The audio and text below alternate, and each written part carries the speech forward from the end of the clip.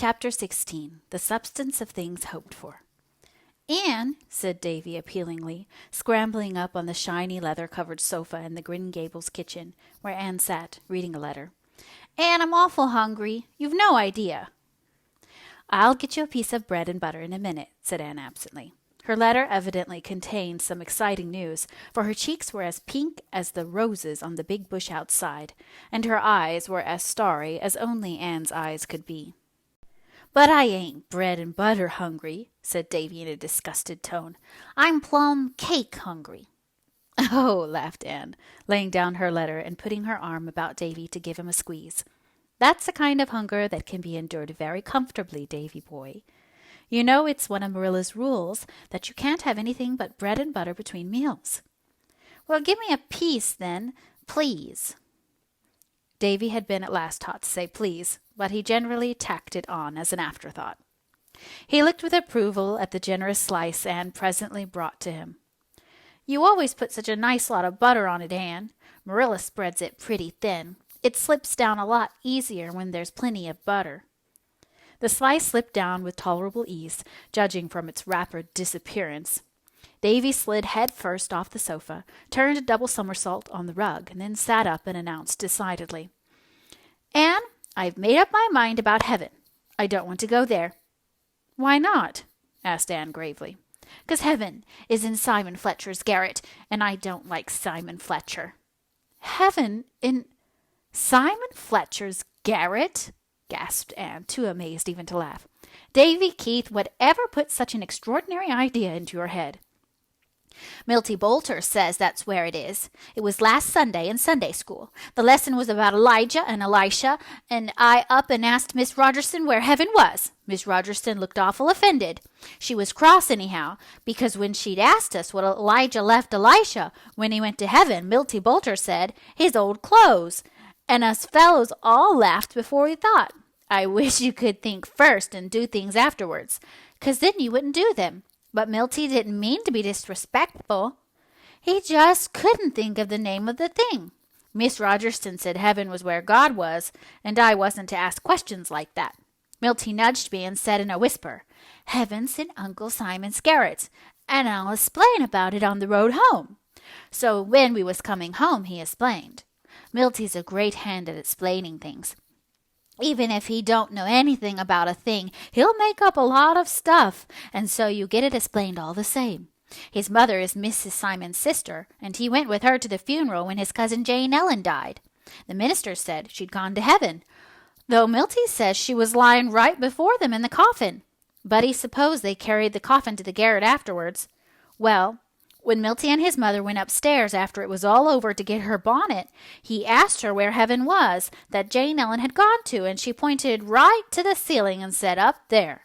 Milty knew there wasn't anything but the garret over the ceiling, so that's how he found out, and he's been awful scared to go to his Uncle Simon's ever since."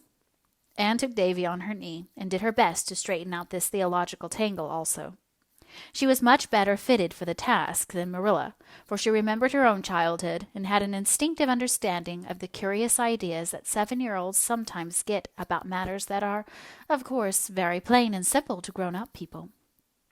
She had just succeeded in convincing Davy that heaven was not in Simon Fletcher's garret when Marilla came in from the garden, where she and Dora had been picking peas.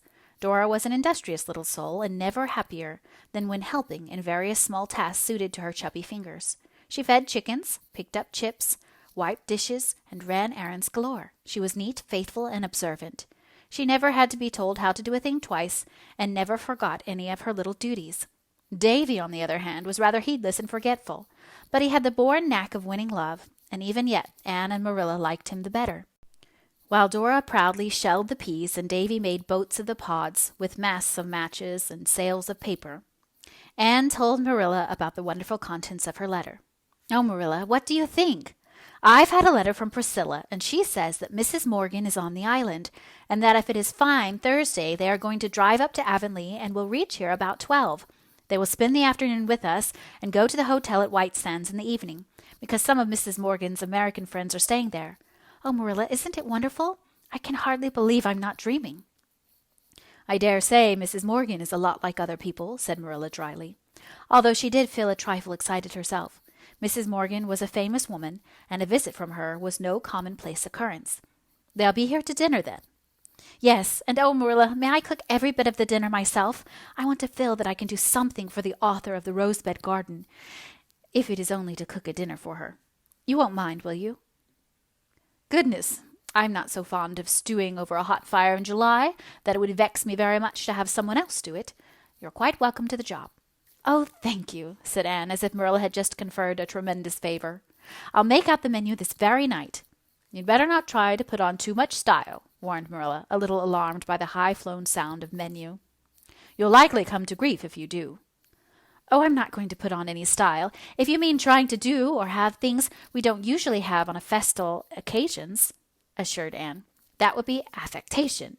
And although I know I haven't as much sense and steadiness as a girl of 17, and a schoolteacher ought to have, I'm not so silly as that. But I want to have everything as nice and dainty as possible.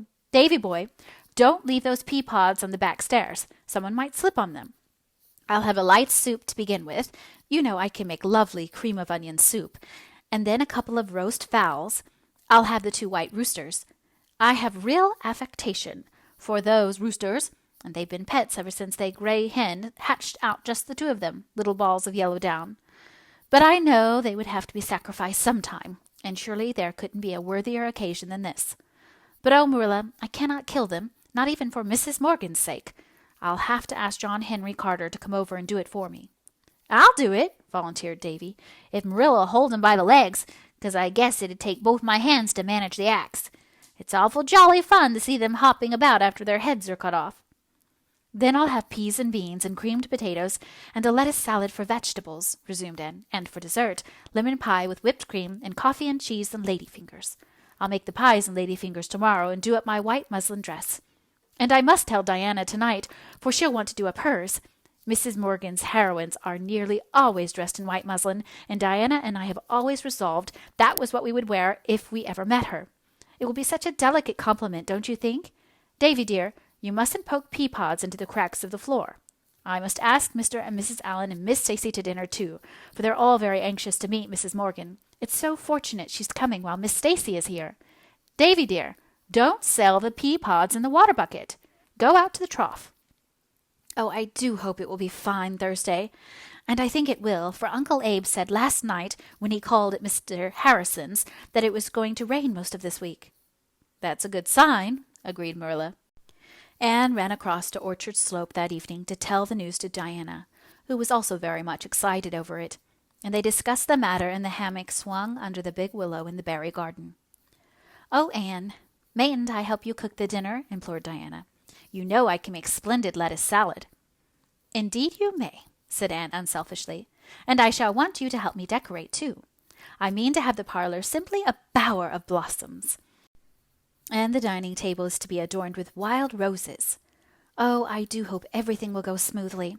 Mrs. Morgan's heroines never get into scrapes or are taken at a disadvantage, and they are always so self-possessed and such good housekeepers. They seem to be born good housekeepers. You remember that Gertrude in Edgewood days kept house for her father when she was only 8 years old? When I was 8 years old, I hardly knew how to do a thing except bring up children.